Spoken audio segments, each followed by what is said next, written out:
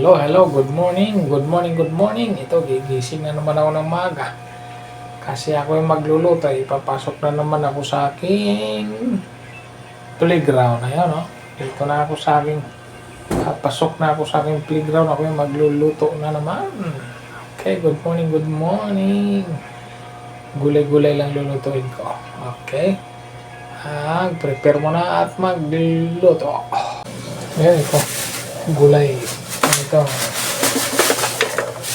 Ang gulay na ito ang aking lulutuin. Pero haluan ko ng manok. Parang adobo lang din siya. Adobo. Pero may gulay-gulay.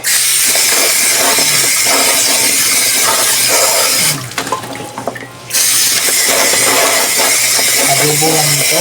Pero may gulay-gulay.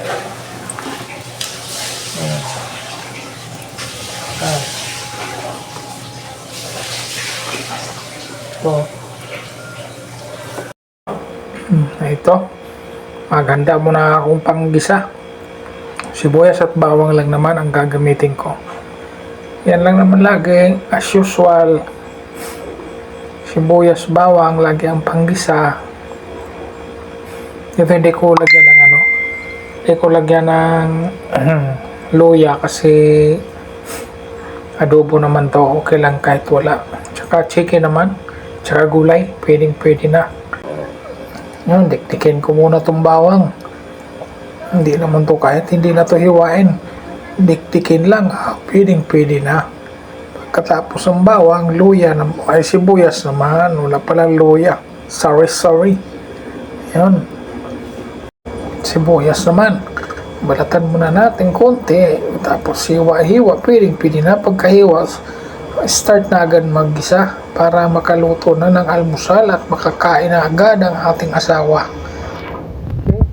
Ito, umpisahan ko na magisa. Yan na yung bawang. Ayun, sibuyas, andyan na din. Sama-sama na sila. Sabay-sabay na sila para pagka medyo okay na at luto ng pangsahog sibuyas bawang, lagay na rin ang manok. Kunting manok lang yan. Ayan, kasi may gulay yan. Gulay ang magpaparami dyan. Yung manok na yan, pang lang yan, dagdag lasa. Kunti lang naman yan, kailangan natin magtipid. Kahit tipid, basta't masustansya ang kinakain. Ayan, tingnan nyo, mapansin nyo, wala gaanong balat yung manok na yan. Kasi tinatanggalan ko ng balat bago ko lubuhin. Yung mga balat na medyo medyo may taba, tinatanggal ko. Ayan. Hanggang na lang yan.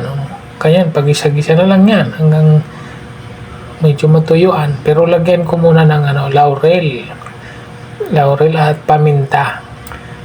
Pero timplahan ko na, lagyan na rin ng toyo tsaka suka.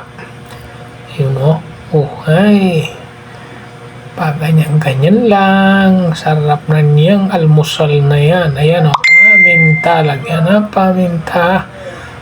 Tapos haluin lang ko lang, haluin mo lang. Halo-haloin ko lang konti. May nagdikit pa, mag-asawa pala. Pero mamaya pag nainitan, maghiwa-hiwalay na yan. Yan, lagyan ko ng konting tuyo. Konting tuyo lang. Mahirap maraming tuyo. Tapos mapunta pa sa ulo, delikado. Kaya okay na yung konti lang. Tsaka konting suka din. Konting suka. Kasi adobo nga yan. Pagkatapos pagkaluto ng karne, gulay naman. Yan. Haluin ko lang. Antayin ko lang antayin ko lang siyang maluto. Pero dagdagan ko ng kunting sabaw yan para hindi na matuyuan. Kunting-kunti lang naman. Sakto lang yan. Pwede na yan. Sabay takpan. Okay. Ayun, kumulo na. Kumulo na siya ng paunti-unti. Ayan po. Ayan, ganyan lang kadami. Pwede na yan kasi gulay lang ang magpaparami dyan. Kailangan ko ng gulay.